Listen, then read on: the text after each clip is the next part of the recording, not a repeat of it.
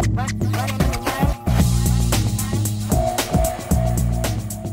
Black Lives Matter movement erupted on the landscape of American activism in the summer of 2013, following the shooting death of Trayvon Martin in Florida.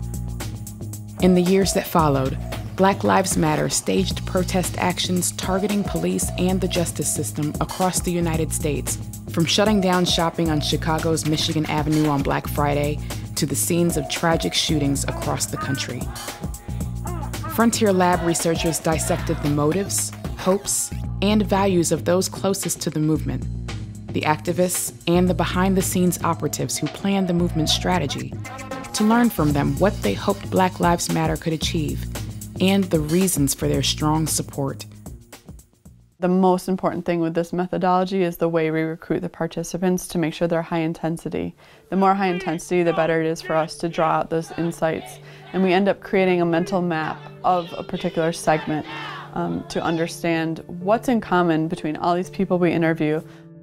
Using in-depth psychological interviews, the Frontier Lab mapped 3 segments of Black Lives Matter: the activists, the allies, and the operatives, and the emotions that drive their connection to the movement. When we set out on the research, we thought that it would be a matter of looking at the rank and file people who are going out to the protests, showing up on their campuses, in the city squares to protest, and then the people behind the scenes with the clipboards who were organizing these protests. But then what we found is there was a third group. There was this group of people called actually pretty explicitly allies by those in the movement, and they had a pretty targeted definition for what qualified as an ally. You had to be someone who was not Black, but willing to help out with the movement. So if you were not Black, you were termed an ally. And it's pretty interesting to look at the motivations and how they were different for the allies from the activists. This movement is not about appeasing white people. It's what makes it different. It's not dependent on white people's approval. In the past, we didn't have enough power. I'm proud to be a part of this time, to witness it, and to say I was on the right side. The most pervasive emotion identified was fear. Fear by activists that they would fail to be successful in aiding their community. Fear by allies that they would be ostracized from their social community for not demonstrating support of Black Lives Matter. And fear by the organizers that they would have to move on to the next cause to achieve their dreams of personal success, radical social upheaval, and political organizing victories. Black Lives Matter had not just created a culture of fear. Its organizers had re-engineered our language along the way by introducing a new set of terms to describe what's wrong with our society. What used to be class warfare, the haves and have-nots, in the wake of Black Lives Matter has become the privileged and the oppressed. And to them, the American system is guilty. For me, it's about not having to worry about me or my boys, not having to think about systemic racism. The activists may have had the least surprising of the motivations. These are the rank and file people who showed up, who were Black, who wanted to be involved with a movement that would put them on the right side of history. They described the civil rights era as one and that movement that had been unsuccessful, and they felt that it hadn't gone far enough. So this was the opportunity to be involved, as maybe their family had in generations past, with a movement that was going to change things once and for all for the Black community. The activists' recorded values were empowerment, hope, community, and excitement.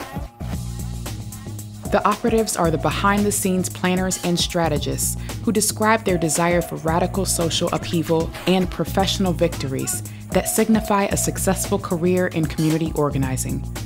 Their values of pride, confidence, excitement, and purpose showed that for them, Black Lives Matter was about being on a winning team.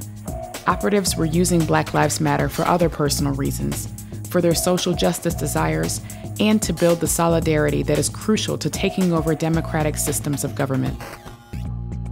The reason I'm an activist is because I want to make things better for myself primarily. The only way for my life to be better is to fight all forms of oppression. The operatives were far different from the activists or ally segments. When we looked at what was motivating the operatives to get engaged with Black Lives Matter, we found a couple of things. First of all, They had been involved with many other movements before, many of them with Occupy Wall Street, and they were absolutely salivating at the potential of victory, which they described to me as little legislative triumphs they had seen get over the finish line. They had never seen that with Occupy. They saw that the media was giving them far more attention in a better light than Occupy had received.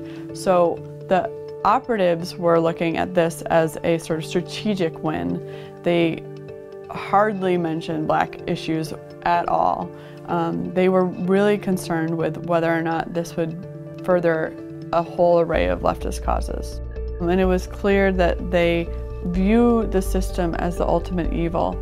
And when they were coming from that starting point, it only makes sense to want radical social change, to want social upheaval, to call essentially for revolution, which is what Black Lives Matter is doing. They want to take down the entire system. And when they come from that starting point, you can understand why anything that connects them to other movements like the LGBTQ movement, like immigrant rights, in any way that they can ally themselves with these other seemingly disparate causes, they are able to better take on the American system, which they view as truly evil.